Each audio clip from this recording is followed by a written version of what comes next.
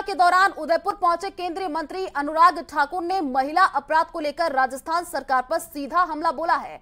Press conference के दौरान अनुराग ठाकुर ने कहा कि राजस्थान में महिलाओं का अपमान हुआ और सरकार सोई रही। तो देखिए, राजस्थान सरकार को महिला अपराध पर यहां पर केंद्रीय मंत्री अनुराग ठाकुर ने घेरा है और क्या कुछ उन्होंने कहा वो आपको सुनाते हैं। राजस्थान से मेरा नाता बहुत गहरा है, युवा मोर्चा के समय से लेके और एक पर्यटक के रूप में भी। मैं हिमाचल और राजस्थान में यहाँ की संस्कृति, यहाँ के जो मैं कहूँ कि अतिथि देव भाव की भावना को लेकर जो चलते थे, वो सदा बीच में एक तरह से अपना घर लगता है। लेकिन पिछले 5 सालों में यहाँ की सरकार के चलते न यहाँ की बच्चियां न यहाँ की महिलाएं अपने आप को सुरक्षित मानती हैं। महिला अपराध में नंबर 1 राजस्थान पिछले 5 वर्षों में हुआ। दलितों पर अत्याचार, आदिवासियों पर अत्याचार पे नंबर 1 हुआ और छोटी छोटी बच्चियों के साथ बलात्कार करके उनकी हत्या कर दी जाए। एक निर्भया हुआ तो पूरी दिल्ली हिल गई थी, देश में बवाल मच गया था। लेकिन राजस्थान में ऐसी एक नहीं अनेक घटनाएं हुई। प्रतिदिन 17 महिलाओं या बच्चियों के साथ दुष्कर्म की घटनाएं होती हैं। 2 लाख से ज्यादा महिला अपराध के मामले दर्ज पिछले 5 वर्षों में हुए।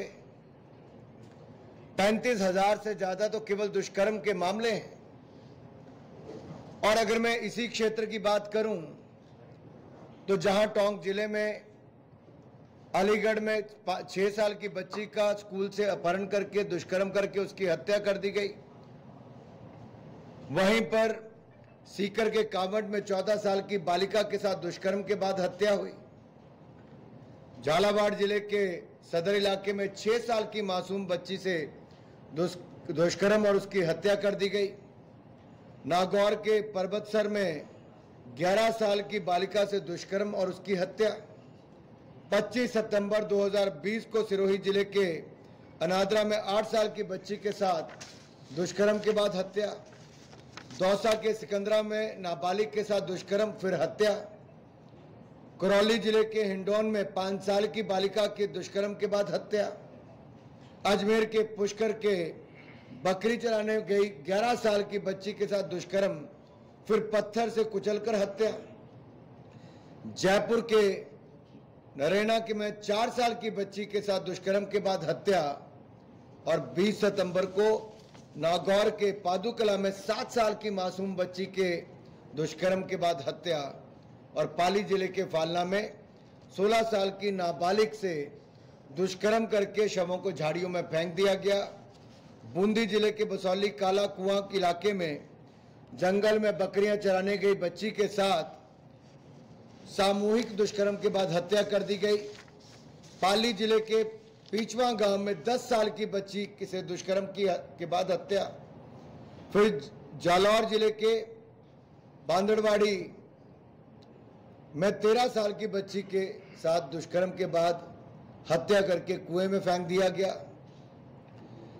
2022 में 13 फरवरी को कोटा के रामपुरा बाजार में ट्यूशन पढ़ने गई 15 साल की बच्ची के साथ दुष्कर्म के बाद शिक्षक ने उसकी हत्या कर दी। अजमेर जिले के धुवाड़िया गांव में नाबालिग लड़की की दुष्कर्म के बाद चाकू से गोंद के उसकी हत्या रेत कर उसकी हत्या कर दी गई। चित्तौड़गढ़ के लक्ष्मीपुरा में 3 साल की बच्ची के दुष्कर्म के बाद उसकी हत्या और शव को कुएं में फेंक दिया। जयपुर के आमेर में 9 साल की बालिका के साथ दुष्कर्म के बाद गला रेत कर हत्या। कोटा में नाबालिग से दुष्कर्म कर पत्थर से कुचलकर हत्या और लाश को जंगल में फेंक दिया गया। डूंगरपुर इलाके में 10 साल की बच्ची से दुष्कर्म के बाद हत्या। करौली में मंडराले में नाबालिग से दुष्कर्म हत्या। फिर बांसवाड़ा के खोडन गांव में 11वीं कक्षा की बच्ची के साथ दुष्कर्म का प्रयास किया, विरोध किया तो उसकी हत्या कर दी गई। श्री गंगानगर के लालगढ़ जाटन में 9 साल की मासूम के साथ दुष्कर्म के बाद हत्या और उदयपुर जिले के चोपड़ा गांव में 9 साल की बच्ची के साथ दुष्कर्म के बाद हत्या की गई। लाश के 10 टुकड़े करके जंगल में फेंक दिया गया। सीकर के लक्ष्मण गांव में 17 साल की नाबालिग की दुष्कर्म के बाद हत्या।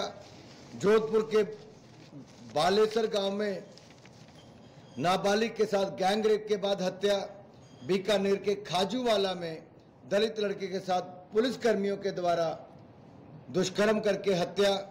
करौली के नादोती गांव में दलित लड़की से दुष्कर्म, गोली मारी और तेजाब से जलाकर कुएं में डाल दिया गया, हत्या कर दी गई। भीलवाड़ा जिले के कोटड़ी में एक 14 साल की लड़की के साथ सामूहिक बलात्कार और टुकड़े टुकड़े करके उसको आग की भट्टी में डाल दिया गया। सवाई माधोपुर के बोली में नाबालिग लड़की से दुष्कर्म और हत्या और लाशें कुएं में मिली। अब ये लिस्ट में जितनी पढ़ता जाऊंगा खत्म नहीं होगी। राजस्थान में बेटियों के साथ बलात्कार और हत्याएं इन 5 सालों में होती रही और गहलोत सरकार सोती रही और गर्व के साथ इनके मंत्री कहते रहे ये मर्दों का प्रदेश है। शर्म के साथ ऐसे मुख्यमंत्री को आज से कुछ साल पहले इस्तीफा दे देना चाहिए था, जिसकी सरकार के चलते कानून व्यवस्था चरमरा गई। एक के बाद दूसरी बेटी की इज्जत लुटती गई और मुख्यमंत्री के सरकारी निवास से 5 किलोमीटर दूर 10 साल के बच्चे के सामने उसकी मां के साथ दुष्कर्म होता है। मरने पर मजबूर होते हैं लेकिन मुख्यमंत्री सोए रहते हैं। हमने इतनी निकम्मी और इतनी सोई हुई सरकार शायद आजाद भारत में 75 वर्षों में कहीं नहीं देखी।